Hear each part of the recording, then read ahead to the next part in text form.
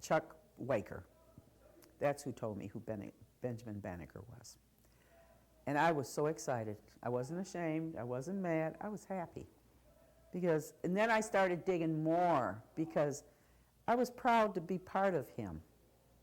And then I was glad to find out who Jemima was because that was his sister and that was my grandmother.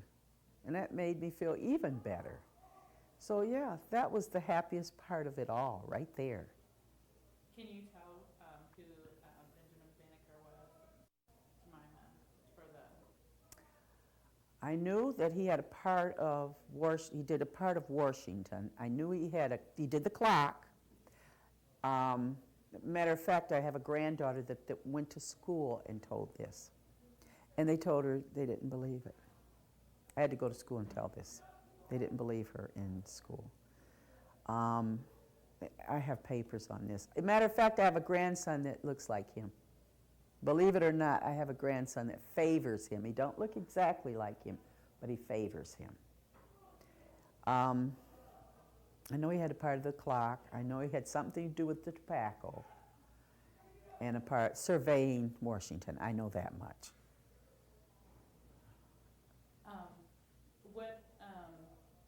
So you've always had an interest in family and family history. Loved it. At a young age. Loved it. You said that was probably the most exciting thing that It was. That kind of spurred your interest. What have been some surprises along the way that you think are just things that are really special or things that you take pride in your family, about your family history? Let me see.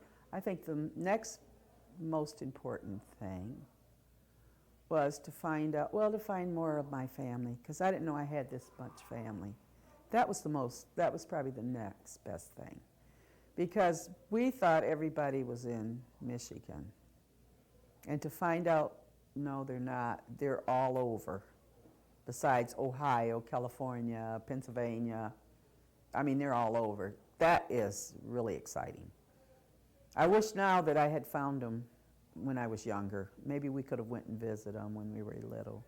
But, just to find them now, I'm happy. And it's really exciting.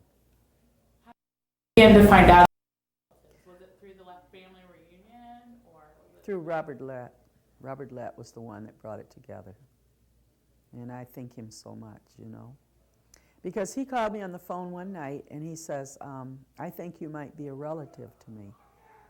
And I said, I might be related to you? And he said, yeah.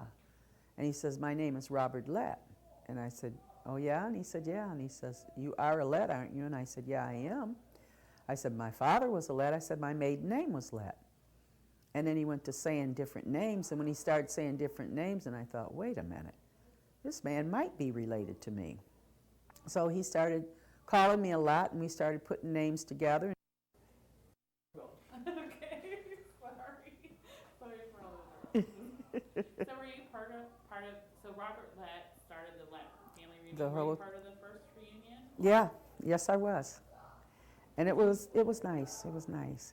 Can you tell me about that first reunion, what year, and just like the Lett family reunion started in this and Robert Lett? The first one was at 4-H.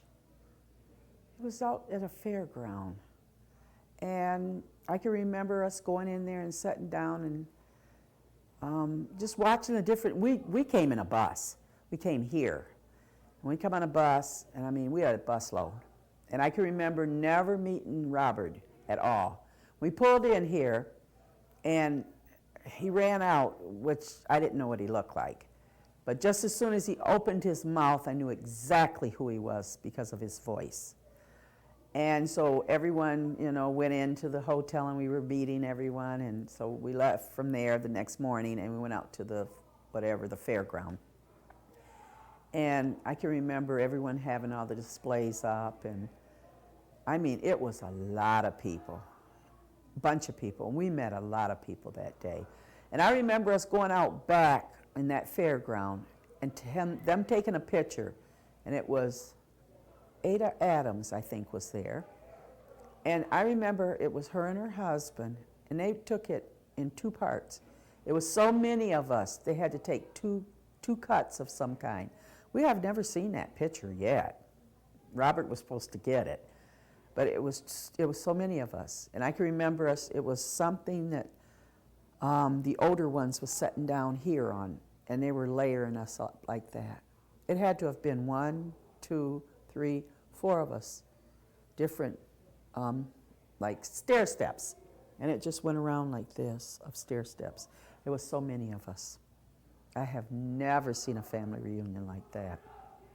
I couldn't even tell you roughly how many it was, but it was a lot of us. What was a moment during that first Lett reunion that really stood out for you, that really helped you even connect more to who you were and what in terms of your ancestors? What stood out the most? What you all shared. I don't know. The first thing, I guess what stood out the most was I couldn't believe that was all my people. I just couldn't believe that was my people, really. To just think, you know, I don't know, just to say, are these all my people, or is this just people that just come in here? I mean, it was excitement, because I just couldn't believe it. Anyone could have that many cousins, you know. But I guess you can, and some, because it was a lot of people. Oh, and I know on the website and some of the different things it talks about how the Letts are multi.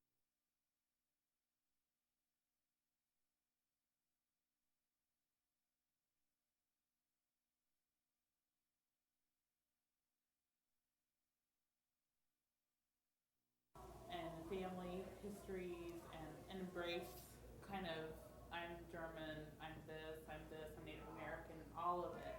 And we see a lot of people of color, African Americans, Mm-hmm. maybe don't identify as their Native American, their German ancestry. It's not really something that they share with people.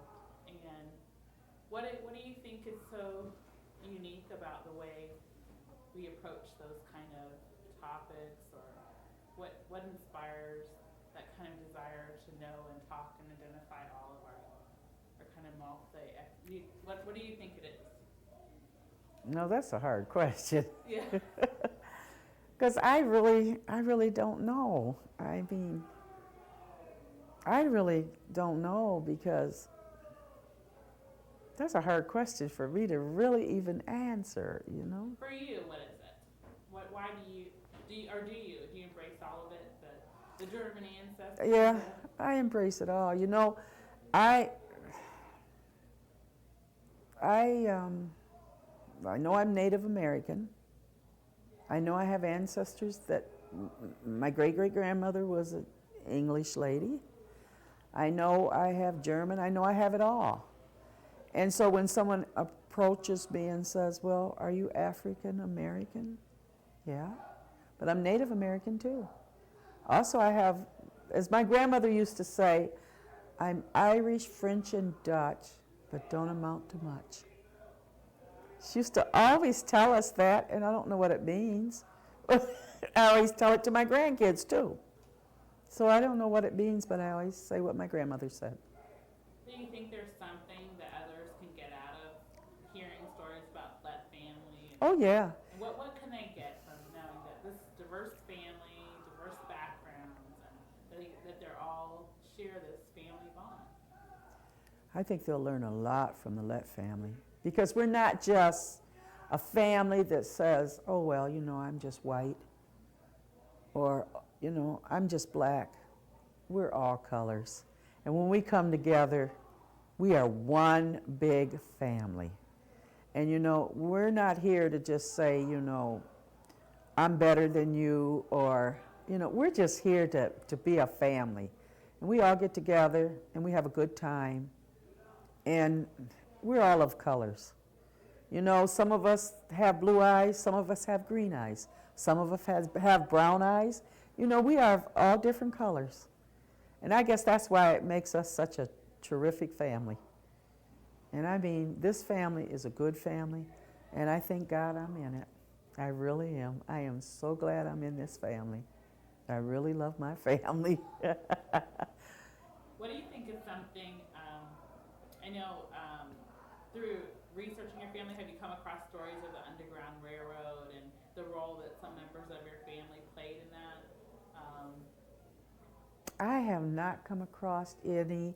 The only thing I have ever come across is I have never seen where any of my family has been a slave. As far as the Lett, everything I've come across has been a Lett has been a free man, free person. So I have never seen, even in another part of the Lett family, the guys, I've never come across a slave. So as far as I know that, I know some of my family have been free, but I know some of them have been slaves because I've come across some slaves. But as far as the Letts have been free. So. How far have you traced back the Lett history in Ohio? Or my cousins went back to 16 something, to Mali, yeah. These went back there. And he's gave us all our papers of Mali. And she was the one that was the English dairymaid.